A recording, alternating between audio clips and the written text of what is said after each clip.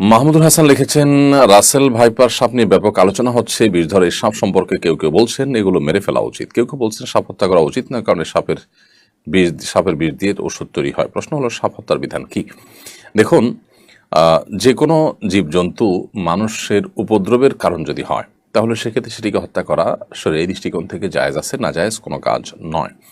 তবে উপদ্রবের কারণ না হলে অযথাই কোনো প্রাণীকে দেখেই হত্যা করতে উদ্যত হওয়া বা হত্যা করতে চাওয়ার ভিতরে কোনো কল্যাণ নিহিত নেই।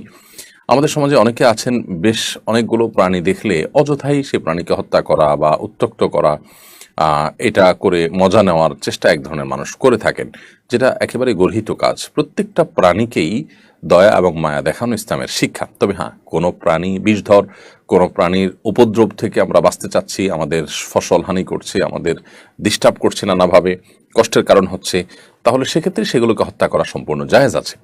তারই অংশ হিসাবে বিষধর কোনো সাপ যদি হত্যা করার প্রয়োজন হয়, যেটি আমাকে কামড় দিতে পারবে বা অন্য কাউকে কামড় দিতে পারে বা ক্ষতিগ্রস্ত হওয়ার আশঙ্কা আছে, সেই জায়গা থেকে হত্যা করতে চাইলে সেটি জায়েজ আছে। তবে সাপের অনেক সাপ আছে যে সাপগুলো মূলত জিন সাপের আকৃতি ধরে থাকে, শয়তান সাপের আকৃতি ধারণ কথাও বিভিন্ন হাদিসে বর্ণিত আছে।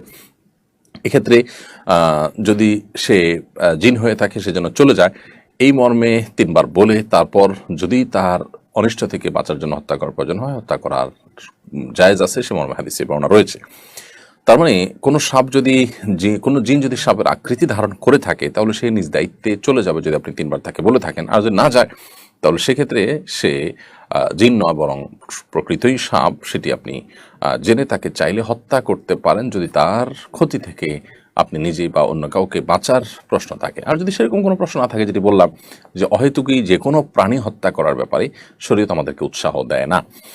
আর সাপের বিষ দিয়ে ওষুধ তৈরির কথা যেটি বলছেন, যে বন্য সাপ দিয়ে সাধারণত ওষুধ বানানো হয় বলে আমার জানা নেই। ওষুধ বানানোর জন্য আলাদা খামারে সাপ পোষা হয়, পালিত হয়, সেখান থেকে সেগুলো থেকে ওষুধ তৈরি করা হয়। অতএব এই বন্যা, রাস্তাঘাটে, খালে বিলে চলা সাপ ধরে ধরে তার ওষুধ তৈরি করা হয় না। এগুলো মানুষের উপদ্রবের কারণ হলে, সেগুলোকে ক্ষতির কারণ হলে সেগুলোকে হত্যা করাতে শরীর দৃষ্টিকোণ থেকে মৌলিকভাবে নিষেধাজ্ঞা নেই।